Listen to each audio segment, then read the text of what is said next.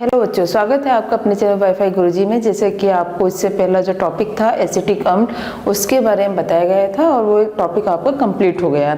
लेकिन इसी चैप्टर का ये लास्ट टॉपिक है जिसमें आपका है हाइड्रोकार्बन और सावनीकरण। ये बहुत इंपॉर्टेंट टॉपिक है क्योंकि इससे बहुत छोटे छोटे क्वेश्चन आपके आते हैं और सावनीकरण का क्वेश्चन तो मैक्सिमम आता ही है।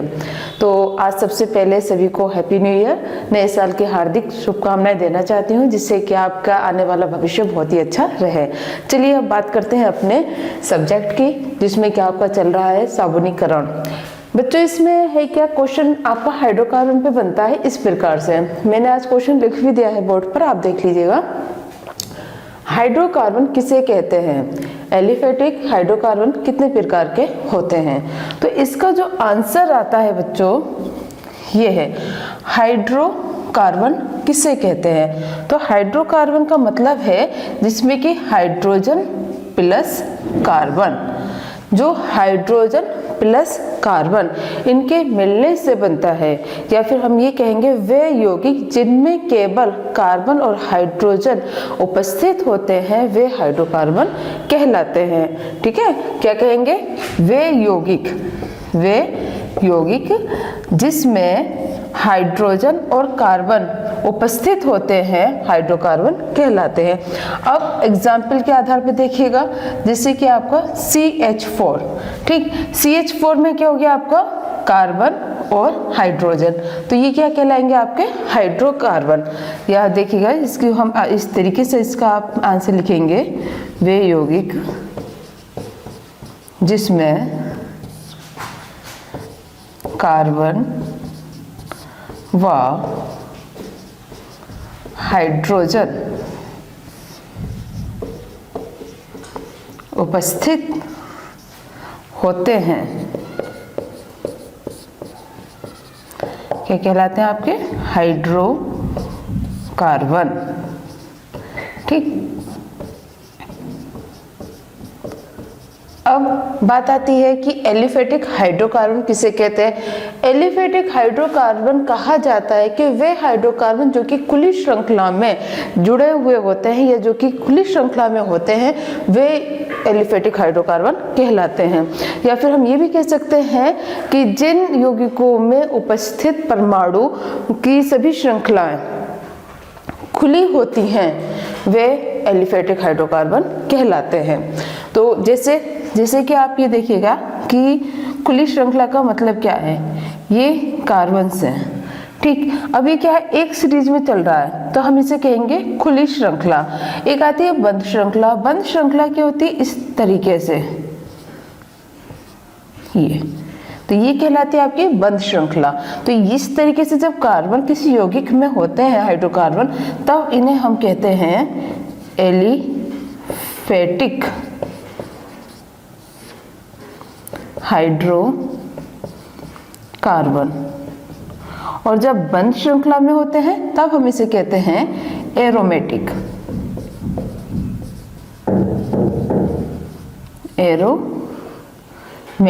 हाइड्रोकार्बन।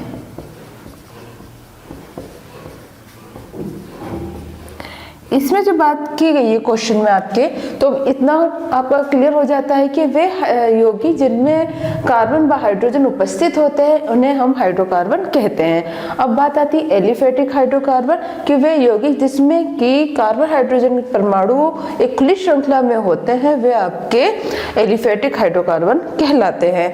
अब बात करते हैं, क्वेश्चन में आपसे पूछा गया है ये कितने प्रकार के होते हैं? एलिफेटिक हाइड्रोकार्बन कितने प्रकार के होते हैं? तो एलिफेटिक हाइड्रोकार्बन जो होते हैं बच्चों दो प्रकार के होते हैं। तब देखिएगा इसमें एलिफेटिक हाइड्रोकार्बन दो प्रकार के होते हैं। जैसे कि आप देख रहे हैं एलिफेटिक संतृप्त हाइड्रोकार्बन, एलिफेटिक असंतृप्त हाइड्रोकार्बन। ये जो शब्द है संतृप्त हाइड्रोकार्बन, इसका मतलब होता है कि जब कार्बन और हाइड्रोजन, या ये कहेंगे जब कार्बन परमाणु एक दूसरे से सिंगल बॉन्ड के द्वारा जुड़े हुए होते हैं तब हम उन्हें संतृप्त हाइड्रोकार्बन कहते हैं। या फिर ये कहेंगे वे हाइड्रोकार्बन, इसमें आप इस तरीके से लिख सकते हैं, वे हाइड्रोकार्बन जिनमें केवल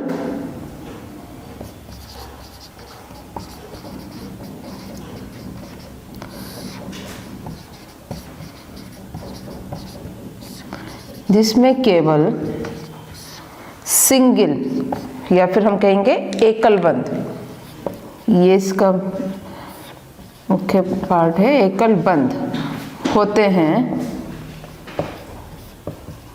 वह आपके संतृप्त हाइड्रोकार्बन कहलाते हैं। अब इसी तरीके से असंतृप्त हाइड्रोकार्बन, असंतृप्त हाइड्रोकार्बन वे हाइड्रोकार्बन होते हैं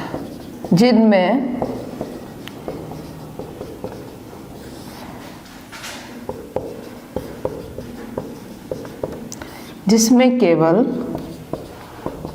डबल मतलब कि द्वि या तिर मतलब कि ट्रिपल बंध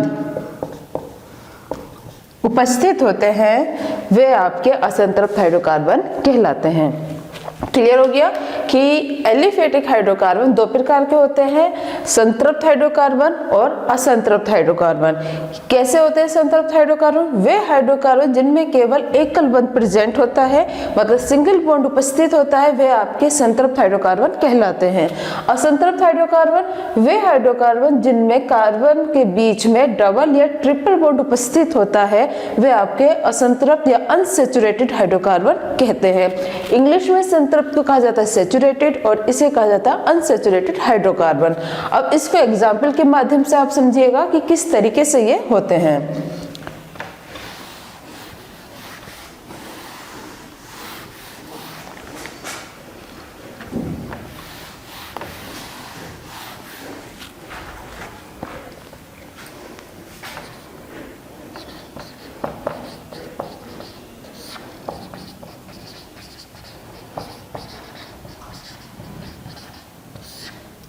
इसका एग्जाम्पल आता है जैसे कि CH4, ठीक, CH4 कार्बन है। यहाँ कार्बन को अगर हम देखते, कार्बन की वैलेंसीज 4 होती हैं। अब यहाँ कार्बन की वैलेंसीज पर हर एक पर क्या है, हाइड्रोजन आपका प्रेजेंट है, मतलब क्या है, इनके बीच में केवल सिंगल बॉन्ड आपको दिखाई दे रहा है, तो ये कैसे हो गया, संतृप्त हाइड्रोकार्बन हो गया।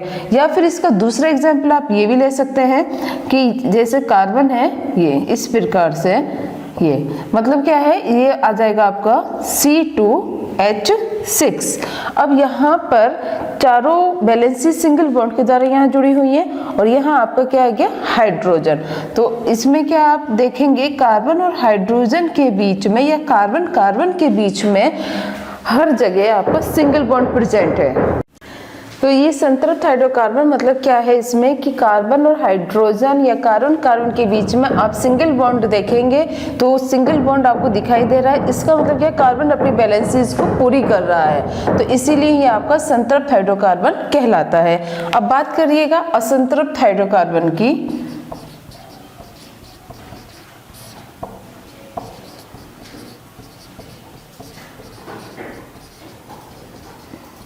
तो इसका एग्जाम्पल आप देखिएगा, इसका एग्जाम्पल आता है जैसे कि C2H4 या C2H2, ठीक। अब इसमें क्या है आपका कि दो कार्बन से, यहाँ दो कार्बन ये आ गए, लेकिन हाइड्रोजन आप इसमें देखेंगे 4 हाइड्रोजन है, ये आ गए 4 हाइड्रोजन, लेकिन कार्बन की 4 वैलेंसीज होती है, यहाँ ये पूरी नहीं हो रही, तो हमें इसके बीच में डबल बॉन्ड लगाना होगा। तो क्या हुआ, कार्बन कार्बन के बीच में आप डबल बॉन्ड देख रहे हैं, इसका मतलब क्या है कि ये असंतृप्त अनसैचुरेटेड हाइड्रोकार्बन से। या फिर दूसरा एग्जाम्पल आपको ये आता है, यहाँ आप देखिएगा 2 कार्बन है और 2 कार्बन पर केवल 2 ही हाइड्रोजन है, ये हाइड्रोजन, ये हाइड्रोजन, और यहाँ क्या हुआ, आपके कार्बन के बीच में सिंगल बॉन्ड है, तो कार्बन की 4 वैलेंसीज होती हैं, यहाँ केवल सिंगल 2 वैलेंसीज ये आ गई, तो यहाँ हम लगा देंगे ट्रिपल बॉन्ड, तो 4 वैलेंसीज हो गई। तो इसलिए ये आपका दोनों कार्बन के बीच में क्या आ गया, तिरबंध आ गया, जिसे हम कहते हैं तिरबंध। तो ये आपका हो गया असंतृप्त हाइड्रोकार्बन और ये हो गया आपका द्विबंध। तो इससे आपको क्लियर हो गया कि क्वेश्चन कैसे आता है, इसका आंसर आपको किस प्रकार से देना है। कि संतृप्त 2 टाइप्स होते हैं, aliphatic hydrocarbon, saturated, unsaturated. Examples इसका दिया हुआ है जैसे कि मेथेन है, एथेन है या प्रोपेन। कार्बन की संख्या इसमें बढ़ जाएगी, उसी के अकॉर्डिंग इसके नाम आ जाते हैं। असंतृप्त हाइड्रोकार्बन वे हाइड्रोकार्बन जिनके मध्य केवल डबल या ट्रिपल बॉन्ड प्रेजेंट होता है। तो इस तरीके से आप इस क्वेश्चन का आंसर दे देंगे और इसमें आपके छोटे छोटे क्वेश्चन भी ये बन जाते हैं। अब चलिए बात करते हैं इसका अगला टॉपिक जो कि बहुत ही ज्यादा इंपॉर्टेंट है, एग्जाम में बहुत पूछा जाता है, साबुनीकरण। किसे कहते हैं साबुनीकरण।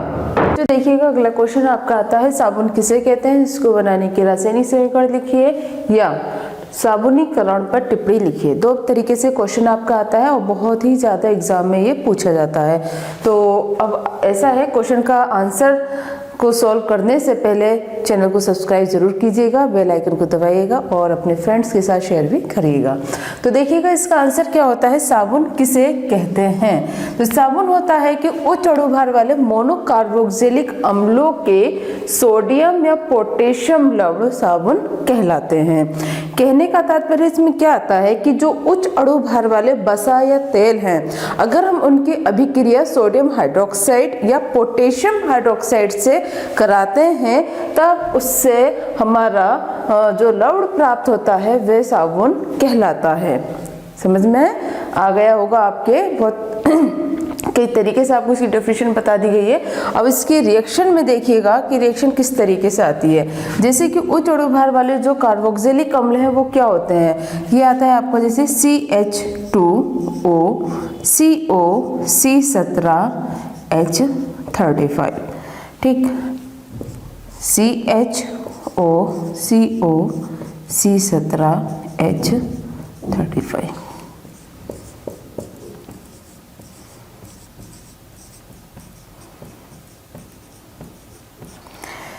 इसमें क्या है कि ये हमने इस तरीके से लिखा है, यह है उच्च अणुभार वाला वसा या तेल।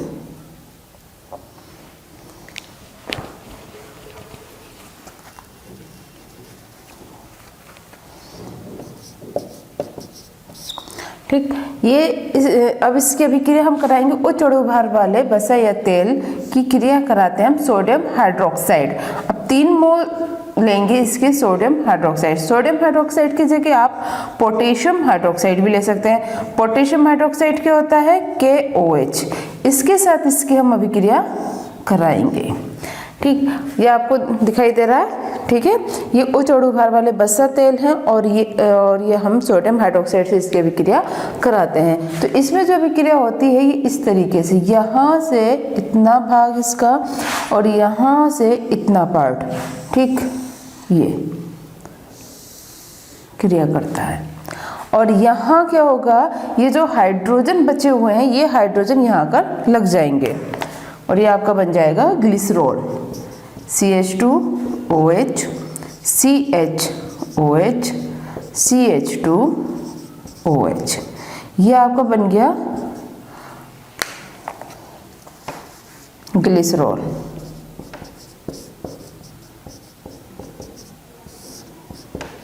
प्लस अब क्या बचा, अब यहाँ देखिएगा आपका रह जाता है C17H35COONA। तो इन तीनों को हम जोड़ के लिखेंगे, ये कितने मोल हो गए, 3 हो गए। तो C17H35COONA ये कहलाता है साबुन और इसे कहते हैं साबुनीकरण। ठीक, ये बहुत इंपॉर्टेंट क्वेश्चन है, बहुत ही ज़्यादा पूछा जाता है, मैक्सिमम ये आता ही है, तो इसे याद करना भी कोई मुश्किल नहीं है। इसकी रिएक्शन बहुत इजी है। देखिएगा उच्च अणुभार वाला हमने तेल वसा लिया है, इसकी अभिक्रिया हमने सोडियम हाइड्रोक्साइड या पोटेशियम हाइड्रोक्साइड, इसकी जगह KOH भी ले सकते हैं। अभिक्रिया कराने पर क्या होता है कि यहाँ से इसका NaO और हमने इस प्रकार से इसे लिख लिया है और ये आपस में क्रिया कर जाएगा। तो CH2OH, CHOH, CH2OH ग्लिसरॉल बन के निकल गया। यहाँ आपका रह जाता है C17H35COONA, C17H35COONA। तो ये कितने 1 2 3 मोल है। तो ये यहाँ पर आकर इस तरीके से हम लिख देंगे, जो कि कहलाता है साबुन, और इस क्रिया को हम साबुनीकरण की क्रिया कहते हैं। ये क्वेश्चन इस तरीके से आपका कंप्लीट होता है। और देखिएगा इसका अगला क्वेश्चन कि मिसेल किसे कहते हैं। ये क्वेश्चन बहुत पूछा जाता है बच्चों की, मिसेल क्या होता है या मिसेल किसे कहते हैं। मिसेल एक्चुअल में होता क्या है, जैसे कि हम कपड़े धुलते हैं तो कपड़े धोने की जो प्रक्रिया है उसको मिसेल कहते हैं। अब उसमें किस तरीके से कपड़े साफ होते हैं ये आपको अभी समझाते हैं।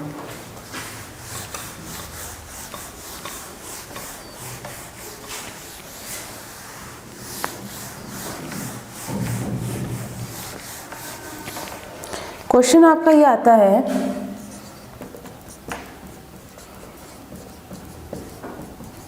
मिसेल किसे कहते हैं?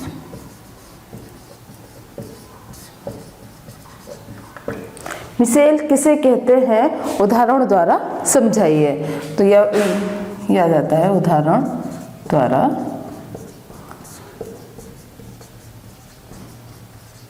समझाइए। अब आंसर में आपका क्या आता है इसका, कि जैसे आपने साबुन बनाया था अभी, तो साबुन बनने में क्या था कि आपका ये आया था C17H35 COONA। ठीक, C17H35 क्या हो गए, ये हैं आपके हाइड्रोकार्बन्स। तो इन्हें हम इस प्रकार से लिख सकते हैं, एल्केन की फॉर्म में आ जाता है ये COONA। जब इसको पानी में डिजोल्व किया जाता है साबुन को, तब यह अपने आयंस में टूटेगा। अपने आयंस में कैसे टूटेगा, RCOO negative ion plus Na positive ion, इस तरीके से ये आयंस में टूट जाता है। अगर इसकी जगह पोटेशियम होगा तब वह भी टूट जाएगा। तब होता क्या है कि जब हम साबुन लेते हैं बच्चों, तो साबुन को हम उसको जब पानी में घोलेंगे तो उसका कोलाइडी विलयन बन जाएगा। कोलाइडी विलयन बनने के बाद जब उसमें कपड़े डाले जाते हैं, तब उससे क्या होता है कि जो कपड़ों की चिकनाई है या कुछ भी लगा हुआ है, गंध जो होती है कपड़ों की, उसे जो कोलाइडी विलयन बना है साबुन का, जैसे कि आप ये मानो कि ये आपका आयंस में टूट गया, तो ये क्या करता है, उसने उन्हें अपनी तरफ को खींच लेता है, जिससे कि कपड़ों से वो गंध जो होती है वो खत्म हो जाती है, और वह चिकनाई या जो भी गंध होती है कपड़ों की, वो इसके साथ मिलकर कोलाइडी विलयन, या हम ये कहेंगे इसके साथ मिल जाता है, और जिससे कि कपड़े साफ हो जाते हैं। ये क्वेश्चन आपका ऐसा भी आता है कि कपड़ों का स्वच्छीकरण किस तरीके से किया जाता है, तब भी आप उसमें यही आंसर देंगे। तो एक तरीके से क्या हुआ कि मिसेल किसे कहते हैं, तो इसका आंसर आप क्या लिखेंगे कि साबुन, इसका जैसे कि आप ये लिख देंगे C17H35 COONA या RCOONA या RCOOK, तीनों ही लिख देंगे। ठीक, को जल में घोलने पर उसके आयनन से प्राप्त, क्या करेंगे, जब हम इसको जल में घोलेंगे तो क्या होगा, इसका आयनन बनेगा। आयनन से प्राप्त जो RCOO ये समूह है, ये इकट्ठा होकर एक कोलाइडी विलयन बनाता है, उसे हम मिसेल कहते हैं। समझ गए? तो जब इसे हम जल, जैसे क्या होता है H2O, तो H2O कैसे बनेगा, ये अपने आयन से टूटेगा H प्लस OH माइनस में, या हम ये कह दें कि सीधा सीधा OH के साथ, जल के साथ क्रिया कर एक कोलाइडी विलयन बनाता है। इस क्रिया को मिसेल कहते हैं, और इसका सफाई में कैसे काम होता है ये आपको भी बताया है एग्जाम्पल के द्वारा, कि जैसे आपको ये कोलाइडी विलयन बन गया और उसमें गंदे कपड़े डालते हैं, तो गंदे कपड़ों की धूल उस कोलाइडी विलयन के साथ क्रिया कर अलग हो जाती है और कपड़े आपके साफ हो जाते हैं। तो इस तरीके से आप इसका आंसर लिख देंगे। बहुत आसान है और काफ़ी पूछा जाने वाला क्वेश्चन था, ये इम्पोर्टेंट क्वेश्चन था। तो आज ये चैप्टर आपका कंप्लीट होता है, और इसी तरीके से अब अगला चैप्टर आपकी अगली वीडियो में आएगा, और इसी तरीके से हमारे साथ वीडियो को देखते रहिए, पढ़ते रहिए और आगे बढ़ते रहिए।